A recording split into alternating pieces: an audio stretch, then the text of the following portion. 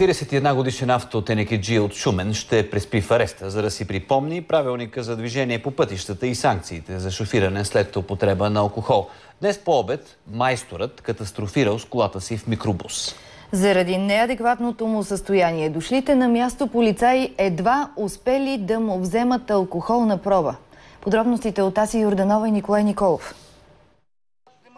Пред болницата го посрещнали с инвалидна количка заради това, че не може да стои на краката си. Във видимо добро настроение мъжът обясняваше, че щетите от катастрофата са незначителни. Огънати тенекии и е готов да ги плати. Оказало се, че седнал зад волана с рекордните 3,28 промила алкохол. Как се казва, масле? Дантете. Чакай, че ми звънят. Извинявам се. Слушай, писе. Ами аз съм в българска болница и умирам. Кръв ми точат, не знам с какво се. 3,28 алкохол имам. Полицаите ме направиха направо. Как да тризния малко, като полицаите ми взеха кръв. Как? Ще ма позадържат. Знам.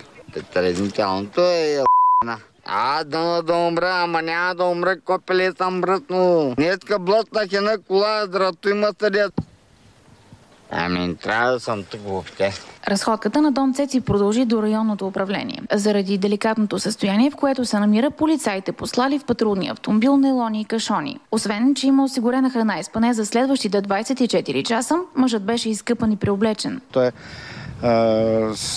се е потървала леко на местопроизшествието. Се е получило този инцидент. Откаране в болницата да се прояви все пак какво е здравословното му състояние. Просто се е наложило после да бъде поизмит, да си миеме и патрулния автомобил. Повода за солидната почерпка не е ясен, но за сметка на това версиите от кога е започнала варираха от днес до преди 4 дни. Гордостта. Не очаква дали, че мога да вървя. Ематвам живот, аз мога. Образувано е бързо полицейско производство.